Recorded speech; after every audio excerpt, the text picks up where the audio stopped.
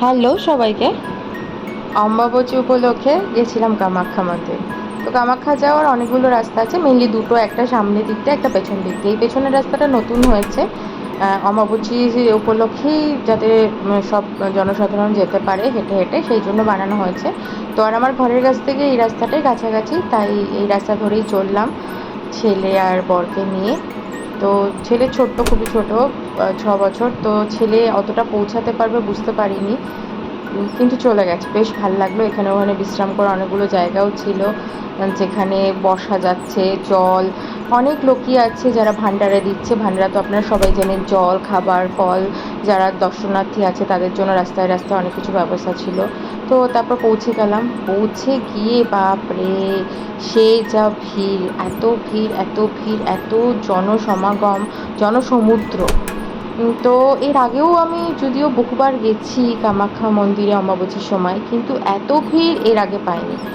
তো ভালো লাগলো এদিক ওদিক বসে, ঘুরে, দেখে, মাকে বাইরে থেকে দর্শন করে। মানে এই সময় তো অবশ্যই সবাই জানেন অম্বুবাচী উপলক্ষে সব মন্দিরই বন্ধ থাকে।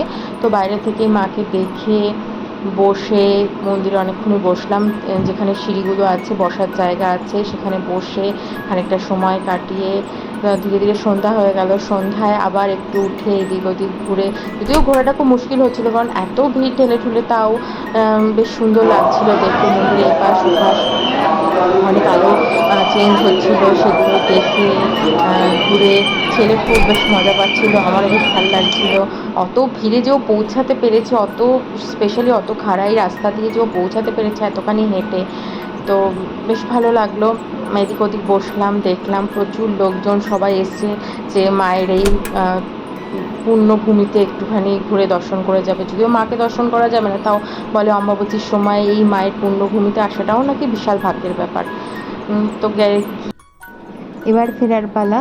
জয় মা কামাখ্যা বলে ঠাকুরকে নমস্কার করে ফিরে আসলাম আবার ওই একই পথে, খাড়াই পথে। সবাই ভালো থাকবেন, সুস্থ থাকবেন। জয় মা কামাখ্যা।